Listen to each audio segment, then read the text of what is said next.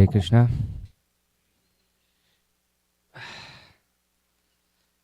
Okay, 1 second.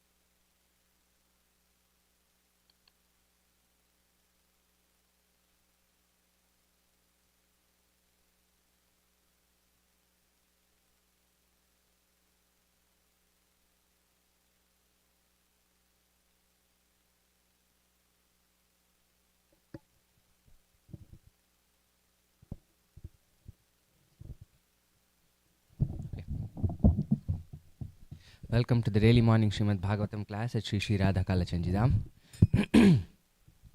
Jaya Radha Madhava Kunja Bihari.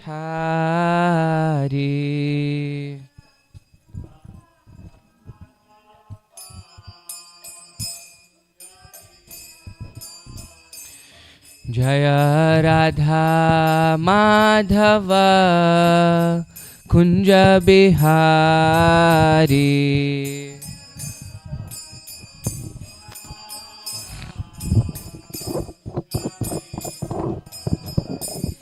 Jaya Gopi Jana Vallabha Girivaradhari.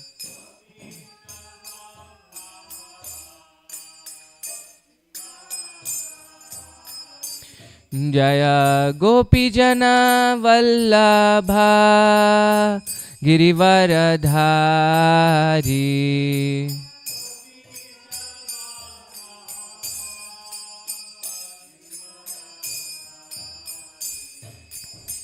Yashoda Nandana Braja Jana Ranjana.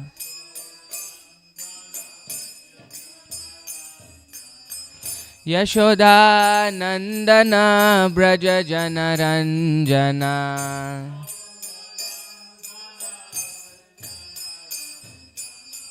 Yashoda Nandana Braja Jana Ranjana.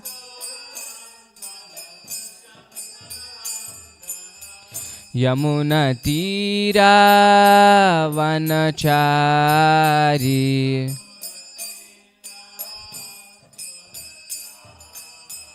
Yamuna Tira Vanachari.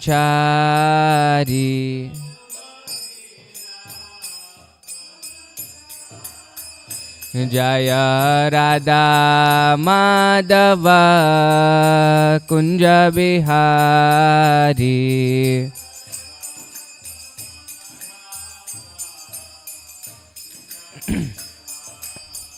Jaya Radha Madhava Kunja Bihari.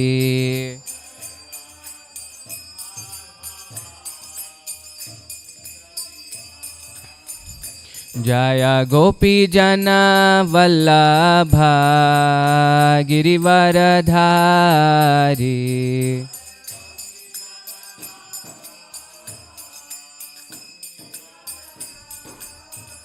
Jaya Gopi Jana Vallabha Girivaradhari.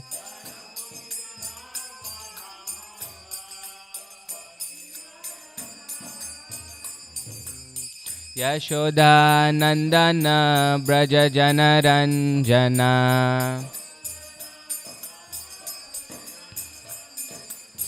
Yashoda Nandana Braja Jana Ranjana.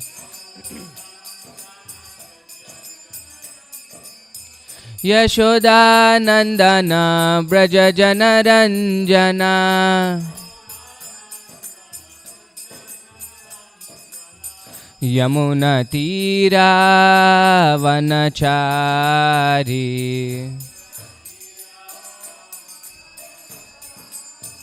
यमुनतीरावनचारी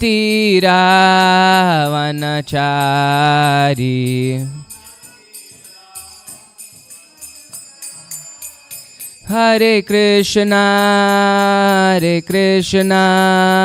Krishna Krishna Hare Hare Hare Rama Rama Rama Hare Hare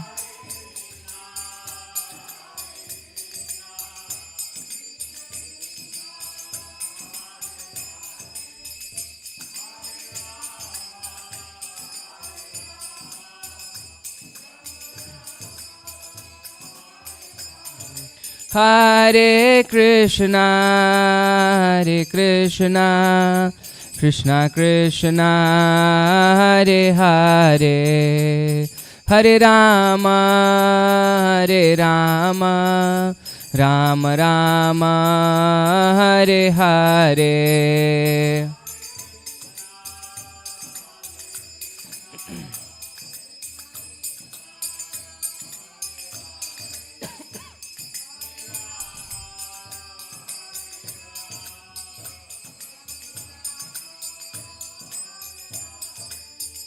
Jaya Prabhupada Jaya Prabhupada Jaya Prabhupada Jaya Prabhupada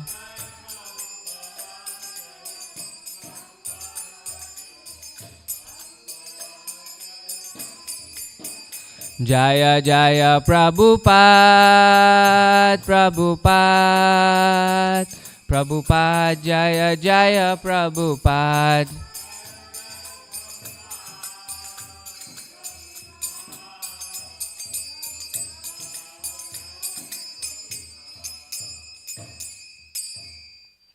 Jai Om Vishnupad Paramahamsa Parivrajakaacharya Stotra Sata Shri Srimad His Divine Grace A.C. Bhaktivedanta Swami Srila Prabhupada Ki Jai Grantaraj Srimad Bhagavatam Ki Jai Samaveta Bhakta Vrinda Ki Jai Nitai Gaur Premanande Hari. All glories to the assembled devotees. All glories to the assembled devotees. All glories to the assembled devotees. All glories to Shri Shri Guru and Shri Gauranga. All glories to Srila Prabhupada.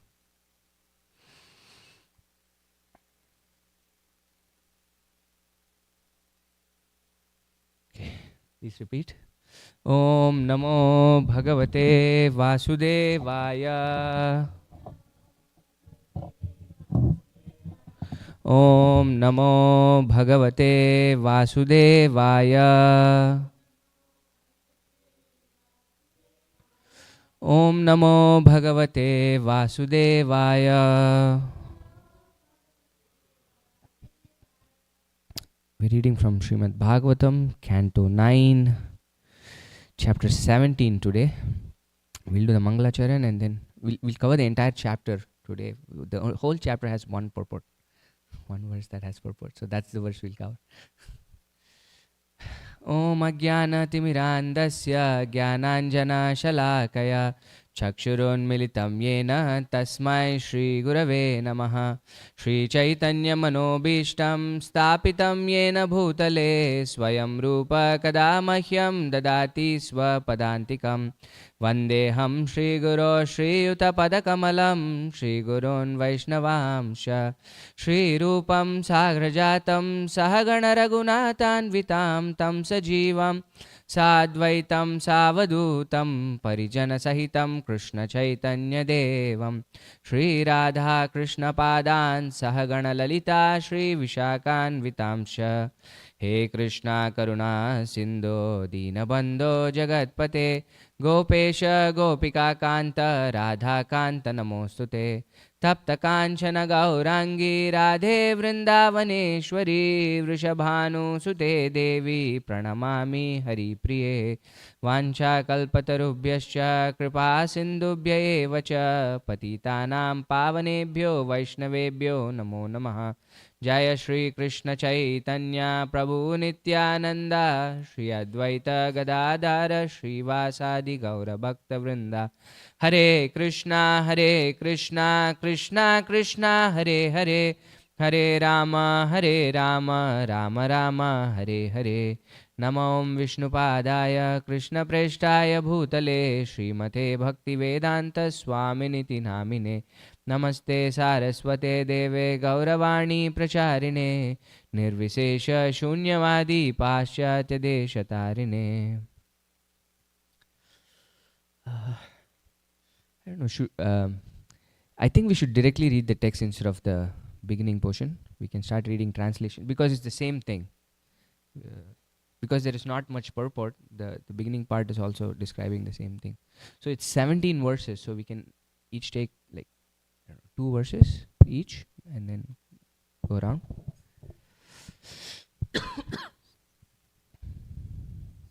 Shukadeva Goswami said, from Pururva came a son named Ayu, whose very powerful sons were Nahusha, Kshatravarda, Raji, Jabha, and Anina. O Maharaj Parikshit, now hear about the dynasty of Kshatravardaha. Kshatravardaha's son was Suhotra, who had 3 sons, named Kashya, Grisha, and Gritsmarda. From Gritsmarda came Shunuka, and from him came Sharanaka, the great saint and the best of those conversant with the Rig Veda. I don't know. Could be. The son of Kashya was Kashi, and his son was Rashtra, the father of Dirgatama. Dirgatama had a son named Dhanvantari, who was the inaugurator of the medical science and an incarnation of Lord Vasudeva, the enjoyer of the results of sacrifices. One who remembers the name of Dhanvantari can be released from all disease. So have we heard of Dhanvantari before? Where? The pot. Yeah. So this is the same incarnation of the Lord. The son of Dhanvantari was Ketuman, and his son was Bhimaratha. The son of Bhimaratha was Divodasa, and the son of Divodasa was Dyuman, also known as Pratardana. Text 6.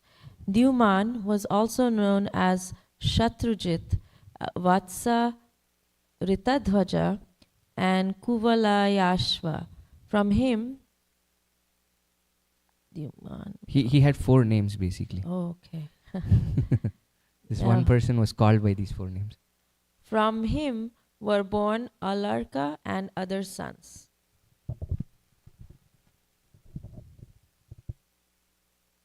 Alarka, the son of Dyumna, reigned over the earth for 66,000 years, my dear King Parikshit. No one other than him has reigned over the earth for so long as a young man. 66,000 years. From Alarka came a son named Shantati, and his son was Sunita.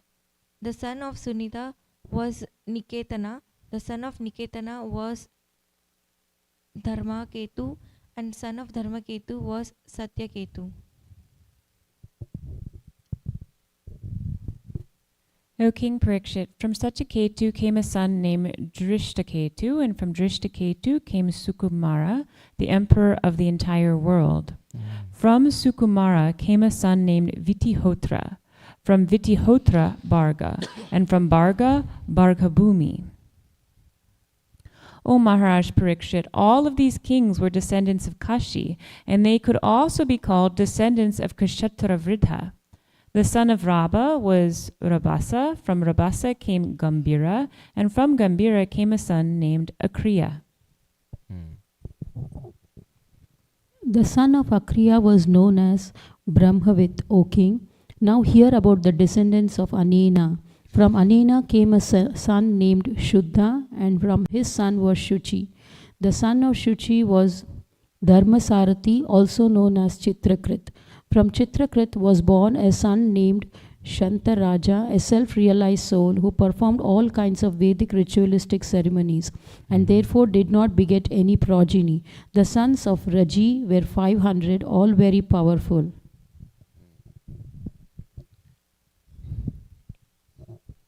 On the request of the demigods, Raji killed the demons and thus returned to the kingdom of heaven to Lord Indra.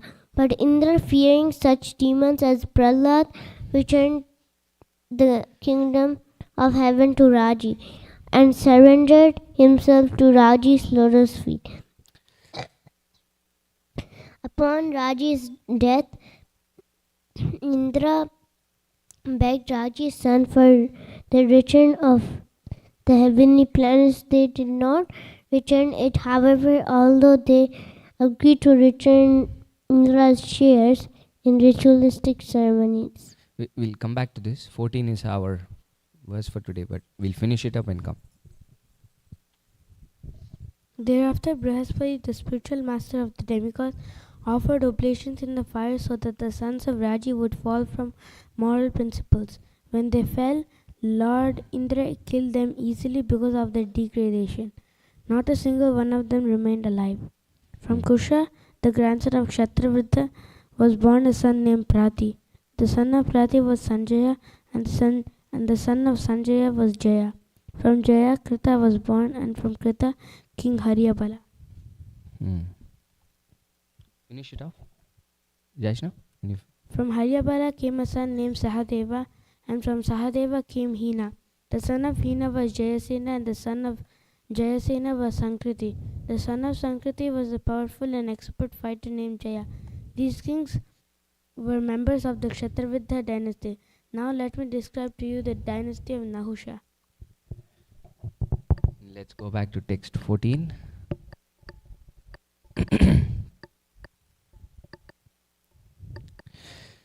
Sanskrit.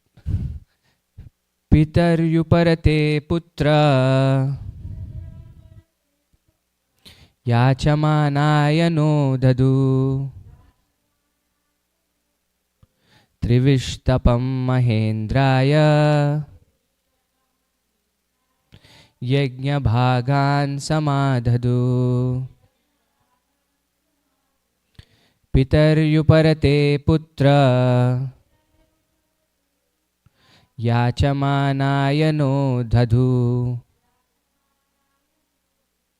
trivishtapam mahendraya yajna bhagan samadhadu. Please chant.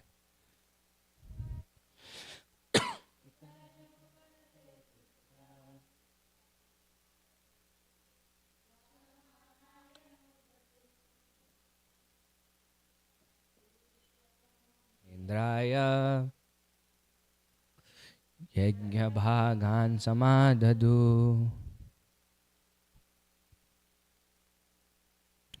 Pitaryuparathe putra yachamanaya no dhadu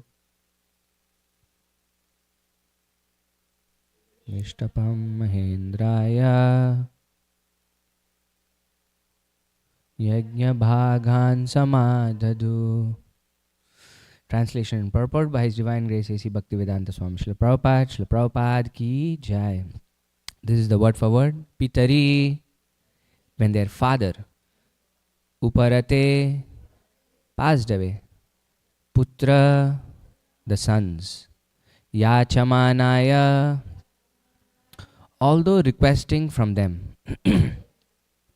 No, not. Dhadu, returned. Trivishtapam, the heavenly kingdom. Mahendraya, unto Mahendra. Yajna bhagan, the shares of ritualistic ceremonies. Samadhadu, gave. Translation. Upon Raji's death, Indra begged Raji's sons for the return of the heavenly planet. They did not return it. However, although they agreed to return Indra's shares in ritualistic ceremonies. Purport. Raji conquered the kingdom of heaven, and therefore when Indra, the heavenly king, begged Raji's sons to return it, they refused. Because they had not taken the heavenly kingdom from Indra, but had inherited it from their father. They considered it their paternal property. Why then should they return it to the demigods? No conclusion, there's a question. I don't know why.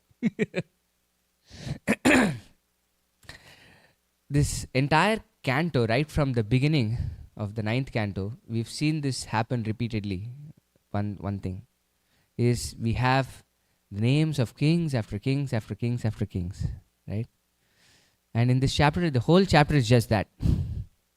Why do you think the Bhagavatam focuses so much on this?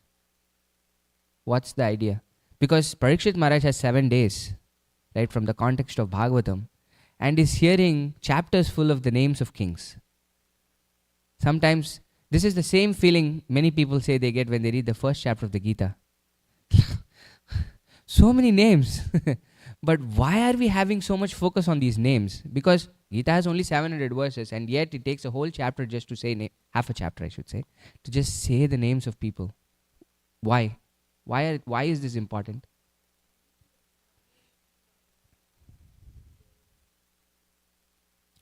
Yes. One thing is, it establishes history, right? This is how everything happened. It gives authenticity to what we are trying to read. It's not just happening as a figment of imagination. This is history that actually happened. So it gives more authenticity to the work that we are actually reading, right? It's not something that's born out of imagination. So that's one thing. What else? It's Krishna's family. This is why it is important. They are all connected to Krishna, or else these names would mean nothing, right? The entire idea of writing Srimad Bhagavatam was that Vyasadeva was unhappy, right? After giving everything, he's divided the Vedas, he's written the Vedanta Sutra, Mahabharata, all these Vedic literatures he's given us, and yet he was not happy. And Srimad Bhagavatam is his Samadhi Grantha, the last work. And all of these names are given in the Srimad Bhagavatam because they are related to Krishna. And in the beginning of the 9th canto, they are related to Lord Ramachandra, right? We're getting there. We're getting to the 10th canto. This is leading up to the dynasty in which Krishna was born.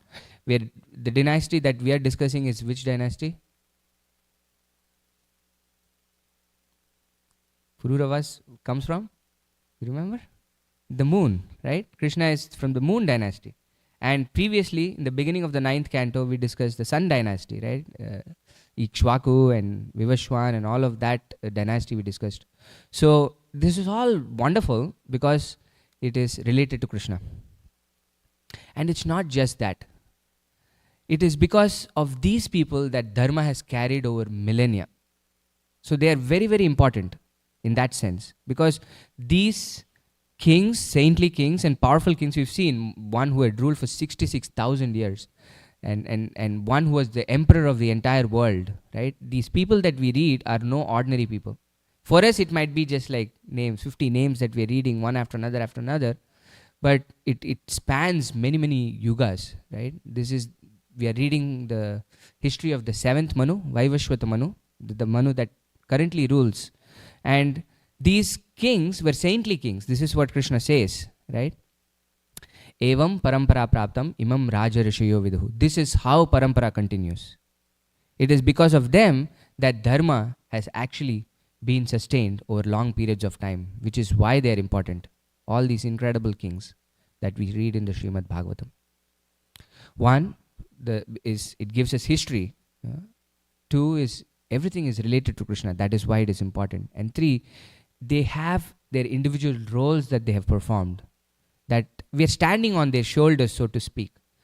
The Vedas say as human beings we have 5 debts, right? When it's not that we are born and we can do anything that we want. We have a responsibility to repay certain debts that we owe. We are here because of the lineage. Without the ancestors, we would never be there. Therefore, we have a duty to perform for the ancestors. And it is the ancestors that give us inspiration too. I remember, I think, I don't remember the entire. In any society, you have four parts to the society. One are the young kids who are born, who give inspiration to the society, saying the future is bright. It continues, right? And then the second aspect is the youth and the people who are actually doing the work, who are inspiring, who have some purpose to continue to do things. And then the third aspect of a society are the elders who actually have done and gained so much wisdom that they can impart wisdom to the society in general. And the fourth aspect of a society are the ancestors, of whom we are actually taking inspiration from. Look at our lineage. If you're looking at Srila Prabhupada or Srila Bhakti Siddhanta or Bhakti Vinod Thakur, these are our ancestors, right? It gives us a purpose to live up to their standard. So it's actually incredibly important that we know about our ancestors, know what they've done, so that we have our directions aligned properly, and what they've done that we should not do also, which is what these couple of verses that we will discuss speak about. Specifically, it's speaking about, in this chapter, it's speaking about the sons of Pururava. The last couple of chapters, actually 14th chapter, we started from Pururava's discussion, for 14th chapter, yeah. And then Pururava had 5 sons, and then among one of those sons, we looked at the lineage, and the main person in that lineage was whom? Last couple of chapters we've been discussing about that person, Parshuram, right? So he comes from the lineage of Pururava. And now in this chapter we are discussing the rest of the 4 sons of King Pururava, and it lists their lineage. And specifically in the verse that we discussed, it speaks about a king called Raji.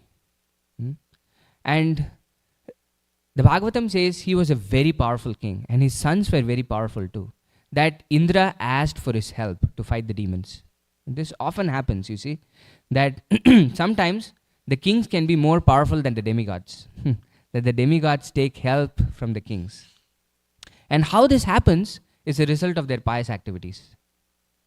This is why Indra is often very insecure, because his position can be taken up by anybody, right? We saw Prithu Maharaj do 100 horse sacrifices, Ashwamedha Yajna, and the Indra would come and disturb him in the last sacrifice. He didn't want him to complete it, because if he had completed it, he would have accrued enough pious credit so that he can take up his kingdom. And it was the same with another person in the Bhagavatam also, who was trying to do 100 horse sacrifices. I forget. But this is the point, is that Prithu I said, I don't know some other person, but I forget. Anyway, is that this is why the demigods are very insecure, because they are devotees of the Lord, but they want to enjoy. Right? They are there in that position because they have that propensity to be the masters and lords. And so Krishna says, okay, but it doesn't come cheap. You have to perform enough pious credits for you to go there, because you are responsible for a lot of people. The demigods are responsible for a lot of people. So therefore, if you have enough pious credits, then you get to be the demigod. So in this case, they are always anxious about keeping their position, because the heavenly planets give a lot of enjoyment. What we try to enjoy here, like when we see the pigs enjoy, we think like, what kind of an enjoyment is this? Right? When the demigods see human beings enjoy, that's what they think. Like, what is this? So gross. The level of enjoyment that we can experience in the heavenly kingdoms is incredible. So therefore, they're so attached to that aspect, and they can't just let go. So they do anything to keep their position. So in this case, he took the help of King Raji, and then he defeated the demons, it says. But then he still was not secure about their victory. So he said, Raji, you're very powerful. You please rule, because Prahlad Maharaj is there. Kings, he was fearing kings like Prahlad Maharaj. This is, I think, in text 13, he says.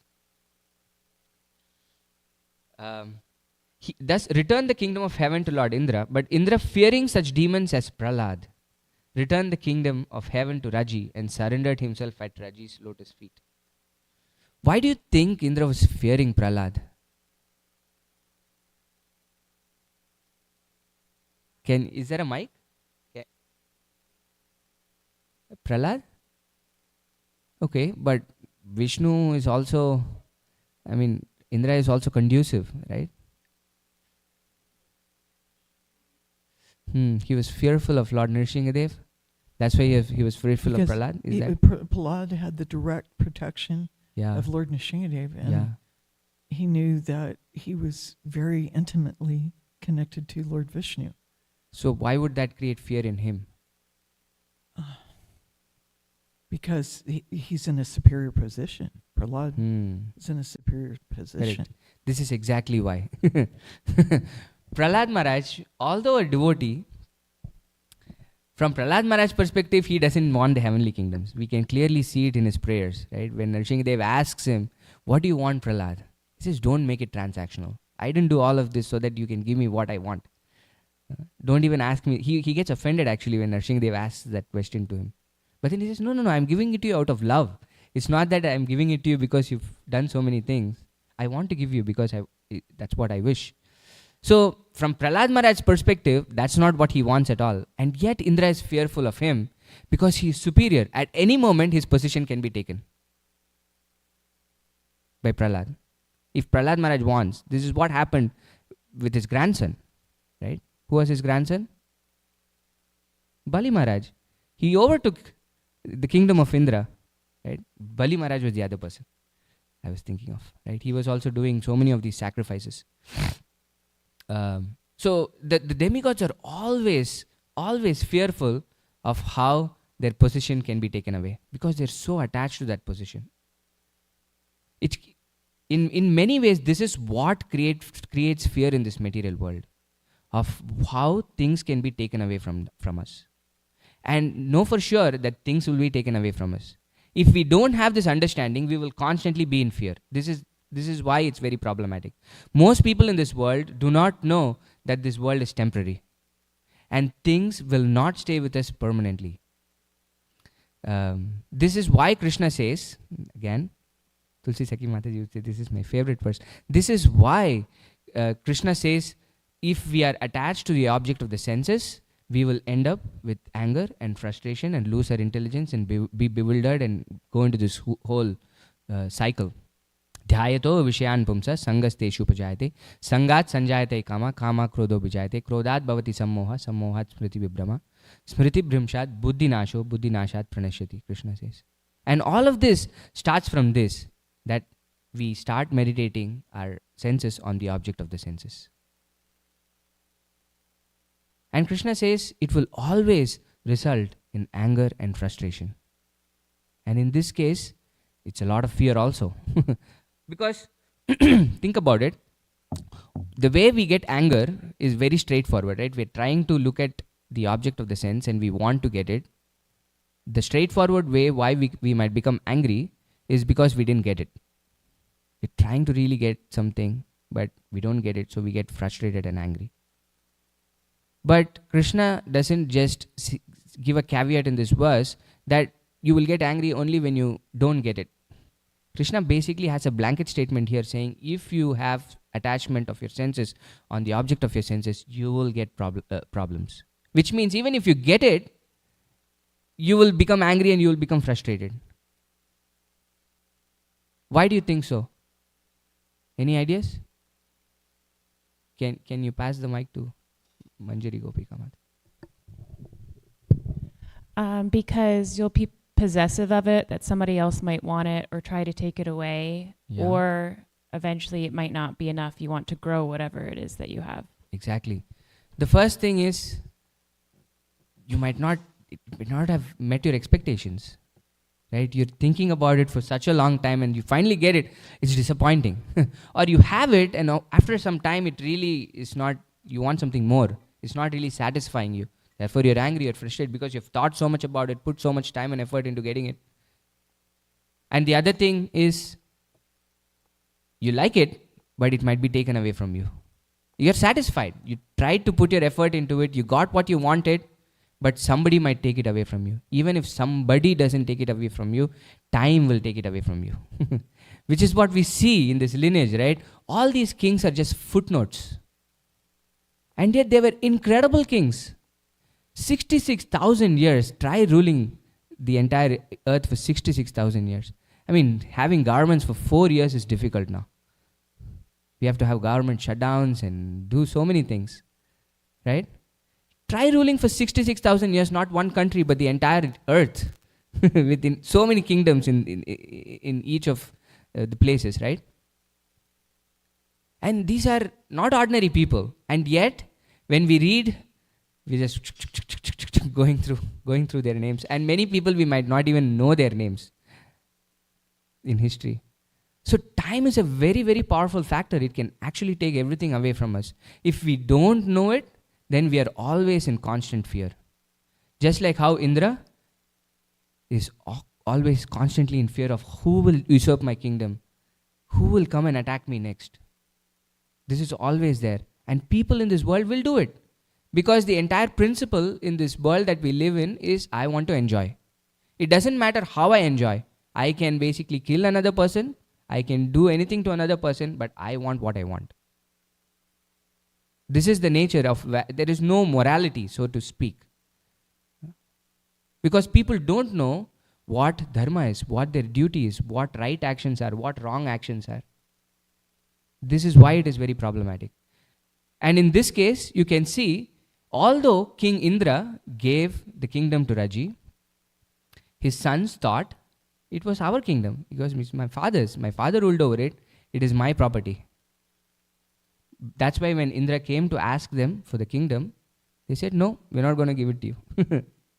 But at least they were kind enough to say, we'll give you at least the results of the sacrifices. Because this is how the entire universe functions, right? Krishna says, this is how between the cooperation of the human beings and the demigods, entire the cycle of the rain and flourishing happens in this world that we live in. And this is how the demigods are sustained, is when we offer things in sacrifice, each of them get a part of that sacrifice. If they don't get it, they lose their power. This is what was happening when Hiranyakashipu was there, because they were not getting the sacrifices. First thing was he was stopping everything, right? He was not allowing sacrifices to happen. And even when people were trying to do it, he was taking everything. He was not giving the share of the sacrifice to everybody. And the demigods were so weak, they couldn't do anything about it. So the demigods depend on this. So at least the sons were kind enough to say, okay, you can have your part of the sacrifice, but we are not giving you the kingdom. So although they were very powerful kings, the Bhagavatam says in the previous verse, King Raji had, 500 powerful kings, 500 powerful sons, I think it says. Or the verse before. I forgot it. Yeah.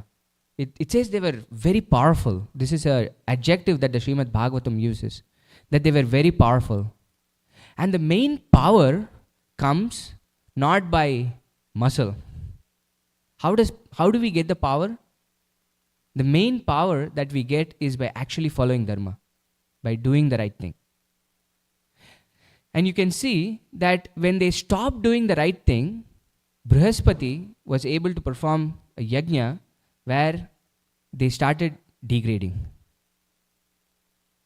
And Indra was easily able to defeat them. Look at how the situation flipped. Raji was so powerful that Indra had to go and take shelter of this king to fight the demons. But their strength depleted because they were not doing the right thing. It was never their kingdom to take in the first place. Because Indra is a position that is obtained after many pious activities. It's not something that comes easily. We might see Indra and we might think that, oh, he's doing all these kinds of activities, but he is very, very pious. If you're not very, very pious, you will not get that position of Indra. It's not something that's given. You have to earn it. And the sons of Raji never earned it. And yet they were thinking, I own it. This is my father's, therefore I get it. The ideal thing for them to have done would be to have given up the kingdom to Indra. because they had everything. They were kings. Raji was a powerful king, which means they had a huge kingdom, they had all the wealth and power and everything that they wanted, and yet once they tasted the power and the luxury of the heavenly kingdoms, they just could not give it up. And this activity, this single thought process, it starts with this thought process, right? Gets into a situation where this thought process will translate into actions. And when you're not doing the right thing, your strength depletes. And when your strength depletes, Maya is very strong. And therefore, we are no match for it. This is why Krishna says, Daivi hesha gunamayi mama maya duratyaya mamevaye prapadyante maya metam tarantite. That it is incredibly difficult for us to get out of this energy. He says it's divine energy, the external energy of Krishna, the material energy. It's very, very, very, very powerful. Therefore, Krishna has given us codes of conduct, which is basically what dharma is, right? How do you function in a certain situation? This is what dharma is. What is my duty in any given circumstance or any given situation? But the difficulty with dharma is that it's very, very complicated. It's not very easy for us to figure out this. It's not a very black and white situation, so to speak. If you looked at the purport, from the son's perspective, it's my father. My father was ruling. He has given it to us. Why should we give? Prabhupada ends it with a question. Right? So from their perspective, they were thinking, we are the rightful owners. But from the cosmic perspective, they were not the owners at all, because they were given, their father was given the kingdom for a very specific amount of time. Because he was fearing the demons, he said, okay, you've already fought for us, you've helped us win the battle, so you please hold the kingdom till all the threats are gone, and then we'll come and take it over. But then they thought, no, this is ours. This is how the material world is, right? Anything is not ours to begin with, right? Isha vasyam idam sarvam yat kinchit jagatyam jagat. Everything actually belongs to Krishna. And yet we think, I am the proprietor of everything. I am the controller of everything. I am the master of everything. And all of us in this world function from that perspective. And 8 billion people, when they think we are the masters, we are the controllers, we are the proprietors, how can we avoid conflicts? It's impossible to avoid conflicts in that situation. Therefore, the Mahabharata says, this is something that Prabhupada quotes very often, right? Tarko pratishtat shrutayo vibhinna. Nashav rishir yasya. I forget the second verse. But he says, dharmasya tattvam nihitam guhaya mahajanoyena gatasya panta. He says, tarko pratishtat shrutayo vibhinna. That you can never know dharma by arguments. Because a muni is called a muni because he can defeat the argument of another sage. This is how we become great in this world, right? Or somebody is saying something, let me do the opposite and try to defeat the other person's argument. But you can never know dharma by the process of argument, by the process of tarka, or the process of speculation. Because dharmasya tattvam nihitam guhaya. The truth of dharma is like hidden in a cave. It's not direct. So therefore, for us to follow dharma, there is only one way. Mahajanoyena gatasya panta. We just follow in the footsteps of great devotees. This is our only saving grace in this world. Because if we try to figure out dharma on our own, it's impossible. This is Krishna's final conclusion in the dharma, in the Gita also, right? Arjuna, I've told you about several kinds of duties or dharma. And in the end, it's sarva dharman parideja. It's very complicated. Mamekam sharanam raja. You please surrender to me. Aham tva sarva papebhyo mokshayishyami masucha. I'll take care of you, Arjuna. Which is the only reasonable way for us to exit this world. Because in the material world, dharma will always collide with another dharma. Because one will always supersede the other. And it is context sensitive. It is not a one size. We are not built to be masters. We are actually built to be servants. This is our nature. We are happiest when we serve. And because of our identification with this body, we're thinking we're these masters, and we're trying to function the exact opposite way of what our nature is. And it's a heavy, heavy burden to carry. It's a very heavy burden to carry. Because it's not our position at all. And yet we're trying to carry it somehow. And when we try to release that burden and say, Krishna, you tell me what I should do. Right? Because the arguments that Arjuna gave were from the Dharma Shastra. The first chapter of the Gita, Arjuna gives some very, very valid arguments of why he should not fight the war. If you just take those arguments separately, they're actually wonderful arguments. I'm going to kill so many people. Killing by itself is not allowed, right? He says so many people, so many sons will go fatherless. What will the society be if there is nobody to guide them? Where will the women take shelter of? All of these arguments that Arjuna is giving are very valid. What will I do with the kingdom when there is nobody that I can enjoy it with? These arguments by themselves are very valid arguments. Because he's not quoting anything that is completely off the charts. He's quoting Dharma. And yet Krishna says there is a higher Dharma. All this is there, but there is something higher. What is that higher Dharma? It is Dharmam tu sakshat bhagavat pranitam. This is what the Yamadutas learn. I am doing my duty. Right? This Ajamila is a horrible person. We have come to take him, but yet you have these 4 people who come and tell us we cannot perform our duty, and in fact are chastising us. How does this work? They're bewildered when they go to Yamaraj. Therefore, dharma is very, very difficult. That is why Yamaraj says, Dharmam tu sakshat bhagavat pranitam. This is a famous verse in the conversation between Yamaraj and the Yamadutas. That, my dear sons, you might think I am great, but there is somebody greater than me. And the actual dharma is to do what pleases him and what he asks us to do. And for us to know what Krishna wants us to do, we need the help of spiritual masters, which is what the sons of Rajis didn't have. If they actually had taken shelter of the spiritual master, they would have gotten proper intelligence. Indra, for all his faults, took shelter of Brihaspati, who actually regained the kingdom for Indra by doing the sacrifice. This is why it is very important. Mahajano yena gatasa. Prabhupada quotes this so many times that by ourselves, it's incredibly difficult to figure things out. Therefore, we need to take shelter of the Mahajans. We need to take shelter of the spiritual master, who can actually guide us according to our time, place, circumstance, nature, and what we have to do. Only then can we succeed. Or else it's a very, very difficult situation for us to get out of.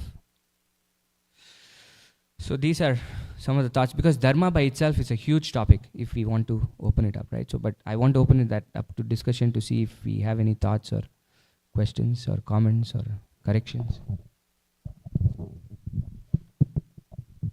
Hare Krishna Prabhuji, thank Hare you for Krishna. nice class.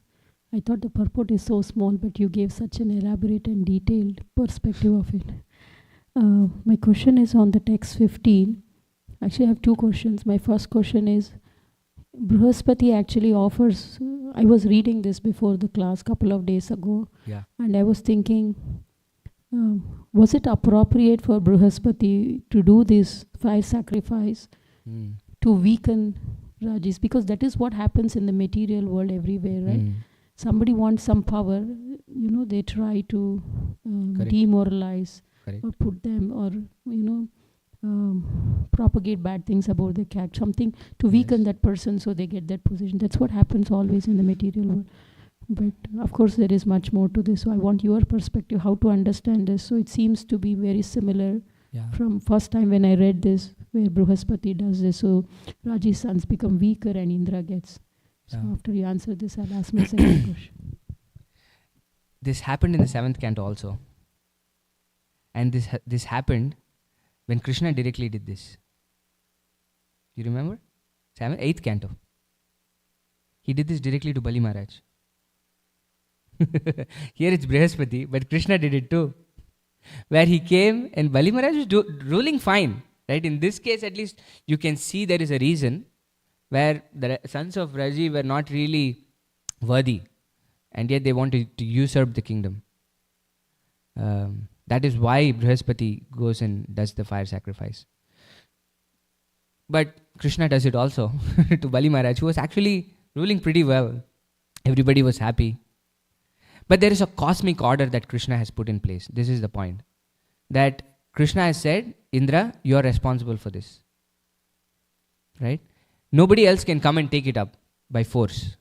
Which is what Bali Maharaj was trying to do. Which is what the sons of Raji were trying to do. And therefore Krishna intervenes. This is why he comes, actually. One of the reasons he gives for why he incarnates is what? Paritranaya sadhuna, vinashaya dushkrita, dharma samsthapanataya. To re-establish dharma. This is one of the most important things for Krishna. Because dharma in this world is what sustains. Dharmo rakshita, rakshita, rakshita. Those who perform dharma, dharma protects them. How it protects them? Because it's implemented by Krishna. It's a system given by Krishna. So when somebody tries to break that system, then we have to intervene. And the Brahmanas intervene in that sense. Brihaspati doesn't have any attachment to the kingdom. Right? Why is he performing the sacrifice? He is a very advanced Brahmana. He is not very attached to Indra as his disciple and saying, oh Indra, you're so dear to me, you've lost your kingdom, let me perform this sacrifice so that That's not what his motivations are, right? The motivations for doing this is the right thing to do. The root word of dharma is rita. Rita means that which keeps the cosmic world in order. The right thing that we do that will keep order. Like the sun rises every time and sets every time. We don't even have to think about it. The sun is following its dharma. The moon is following its dharma. And every single living entity is following its dharma except human beings. Because as human beings, we have a choice whether to follow dharma or not follow dharma. We are the only species in the 8,400,000 species that actually get this choice. Where the cow doesn't have a choice, the dog doesn't have a choice, the sun doesn't have a choice, the moon doesn't have a choice. It has to rise in the east, set in the west at a specific time. But for human beings, Krishna has given us free will. So we have to follow dharma. And when we don't follow dharma, Krishna intervenes or the Brahmanas intervene. Like in the case of Vena also. Right? The Brahmanas were not really interested in the kingdom. The Brahmanas were not trying to reduce the power of Vena by killing him. He was just cruel. He was not following dharma. So they had to... This is also a duty of the Brahmanas, right? To lead the society in the right way. If they didn't do it, they would actually fall from their dharma. Yeah. My second question was, you mentioned that to be an Indra, somebody has to be very pious. But we know the history of Indra, pastimes of Indra, where he was not really very pious. Of course, we can also think it was orchestrated by Krishna to teach us a lesson that even somebody at very high position can have all this problem. But he said, can you add any other perspective? Like, he was not such an exalted, pious person to take the post of Indra because of all the actions he did. So, can you elaborate? So it is said, so Indra is a post, right? Different people come and occupy that post. And it is said that I think Bali Maharaj will be the next Indra. Right? So is Bali Maharaj pious? We don't know the snapshot. What we are seeing is a snapshot in time. We don't know the history of what all that person did for them to actually occupy the post of Indra. That's one thing. Right? We are not given that history. But we at least know from scriptures that it's not something that anybody can just come and occupy. You have to do a lot of pious deeds for you to come and occupy that seat. That's one thing. And the other thing it demonstrates is when you are in close contact with Dhanam, Janam and Sundari. What it can do. This is why Mahaprabhu says, right? Na Dhanam, na Janam, na Sundarim, Kavitam va Jagadisha Kamaye, Mama Janmani Janmanishware, Bhavatat Bhaktir Ahaituki. Ahaituki Bhakti is saying, I don't want anything. This is why we are trying to follow the path of Ahaituki Bhakti. We don't want anything else from you, Krishna. All I want is you. So when you come in contact, however pious you might be, they influence you because they are still within the modes of material nature, right? When somebody is enjoying so many riches, so many women, and so many followers, it has an effect on you. You cannot escape that unless you have incredible shelter. Right? This is why Haridas Thakur was able to sustain it. Whereas Indra falls. But that's the nature of his position, and Krishna recognizes it. I have given you a duty, you're trying to serve me. Okay, but because of the circumstances in which you're serving, there are chances that you will fall. But that's okay. You've done something wonderful for you to come here. You still go and perform your duty, Krishna says, right? After he tried to kill the Vrajavasis. Krishna still says it's okay. You go and continue doing, don't do something erratic like this again. So Krishna doesn't really fault him for it. Yeah. Anything else?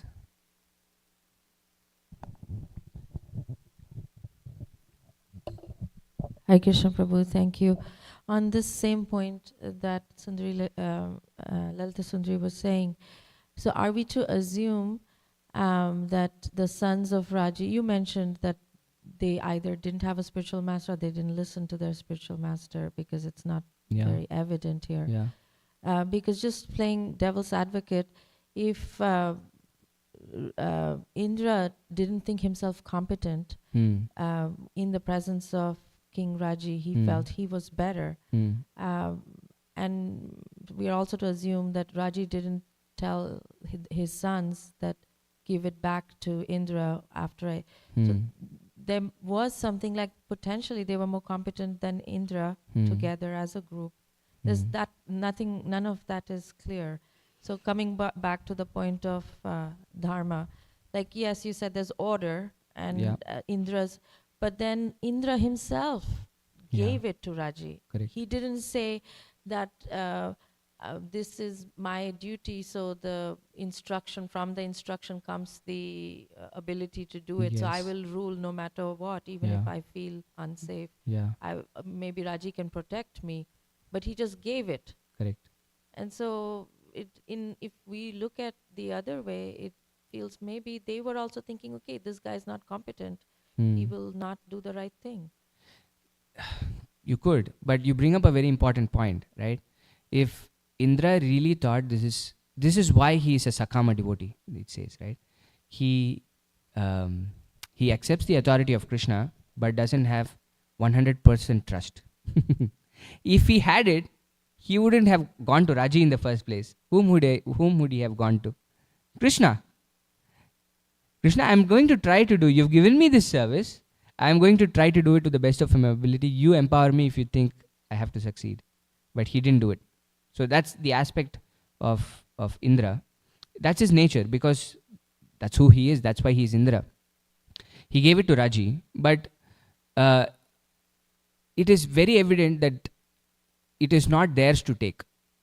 Because this is not the first time that this happens, right? We've, I think, read about Katwanga, right? He was helping the demigods fight, and then they said, tell me whatever you want, and then we will, and then you have very few moments to live, and he immediately leaves everything and starts thinking about Krishna. 9th canto, I think. We have many instances like this before, where people cooperate against adharmic influences. There is a cooperation that happens between people on earth and the demigods, but everybody knows that just because I've done this doesn't mean I am the owner of that spot. Everybody is very clear on that, because there is no ambiguity in that. That this is heavenly kingdom, is the kingdom of Indra. I might give it to you, but it's still mine.